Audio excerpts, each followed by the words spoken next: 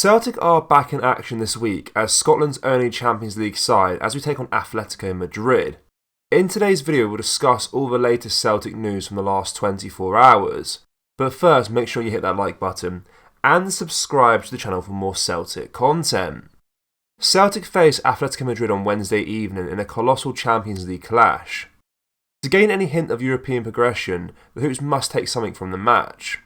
The Spaniards are certainly the favourites to going into this one, but the Hoops will most definitely put up a fight. Here is everything you need to know ahead of the game. The full officiating team for this one are German.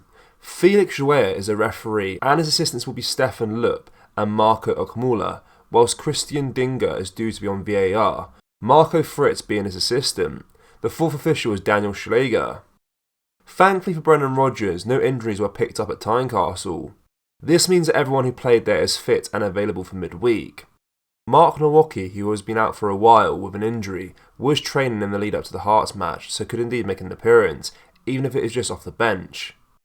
Long-term absentees Lila Barda and Stephen Welsh remain out, along with Marco Tilio. Apart from that though, there are a few issues with Rodgers' squad, which will be greatly pleasing for the Irishmen, who will need everyone at the top of their game for this one. If the Celts are to gain any sort of European progression, picking up at least a point against Diego Simeone's side is crucial. It is not impossible, but it will undoubtedly be a tough task for the treble-winning champions. Celtic released their full annual report on Monday. The report goes into granular detail about the club's finances in the past year. One thing we picked up on straight away in the document was the potential of income and expenditure for players who have been bought and sold. Celtic has the potential to pay out a maximum of £7.1 million in add-ons for 38 players transferred in, $658,000 in appearance fees, £5.8 million in achievement bonuses, and £665,000 registered at a future predetermined date, which is fees agreed with players still outstanding, most likely paid in instalments. However, the club has the potential to receive £23 million in add-ons for 20 players transferred out, £9.3 million in potential appearance fees, and £13.6 million in achievement fees. This is likely for players like Frimpong, Edouard, Ajer, Tierney, Junanovic and Yikimakas to name a few. Ryan Christie's deal with Bournemouth was structured in such a way that Celtic would receive a bonus if they got promoted and also an achievement bonus if they managed to avoid relegation from the top flight, both of which were realised. A transfer fee is always a headline grabber, but it's interesting to look under the bonnet of these deals. Obviously that figure is best case scenario and will be unlikely to be realised, but a chunk of that will trickle Celtic's way throughout these players' contracts. So it's always worthwhile to see our former boys doing well at their new clubs.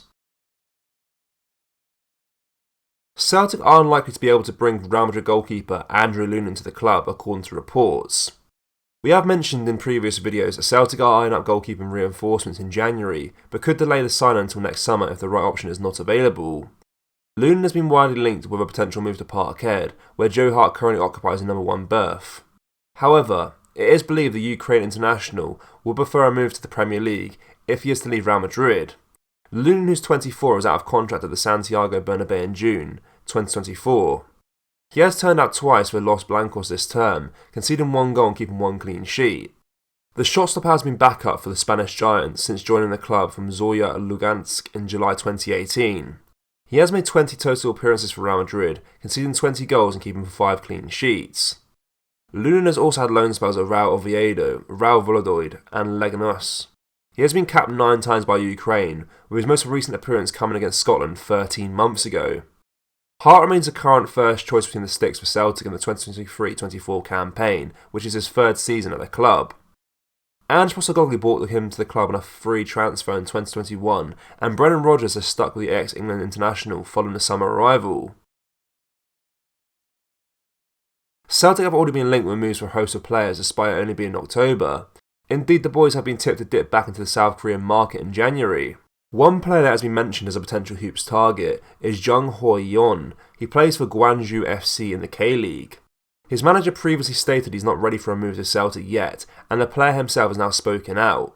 He said, "I know that such stories are coming out around me. In fact, there has never been a specific or direct contact so far. I heard the same story from my team and agent. I just want to be faithful to my team in every moment." With no notable move made for Young yet, it seems as though Celtic are keeping their cards close to their chest. He is undoubtedly a player that will be on the Parkhead radar, but he will be one of many. Neil Lennon isn't happy that Celtic have played on a Sunday ahead of Atletico Madrid's visit to the Champions League on Wednesday night. Brendan Rodgers and the players are close to facing a do-or-die situation in Europe because with another defeat there is a high chance that there will be no European football beyond Christmas. That's probably why Neil Lennon is a little bit annoyed at Celtic not getting an extra day of rest for that game, as he highlighted how the likes of Arsenal, Manchester United and Manchester City have done so, as well as Atletico Madrid themselves, as he told PLZ Soccer. All three English clubs played either on a Saturday afternoon or evening ahead of their European games this week, with Atletico Madrid thrashing Celta Vigo on the very same day, with Antoine Griezmann netting a hat-trick. In the meantime, the boys handed out their own beating to Hearts at Tynecastle, which was broadcast on Sky Sports. This would have been scheduled a while ago, and it's something Celtic would have agreed to, but either way, Lennon isn't happy about the situation.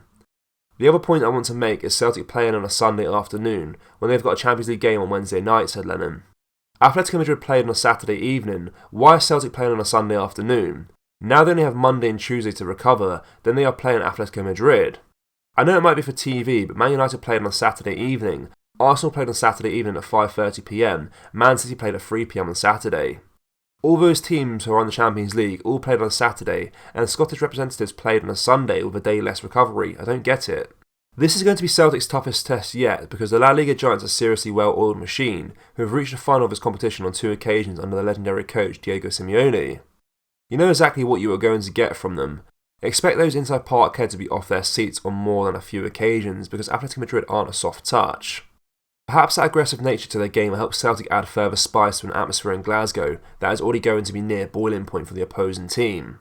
That first goal is very crucial. Concede first against Atletico's side, then it's going to be a very, very long night, that's for sure.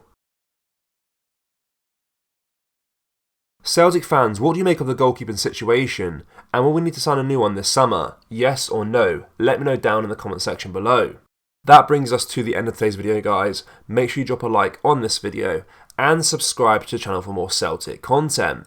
Remember, we have released our brand new Celtic t-shirts. We have a Brendan Rodgers Pope t-shirt and our Celtic Ultra t-shirts too. You can find them at celticpower.com or just go down to the link in the description. Thank you, take care, bye bye.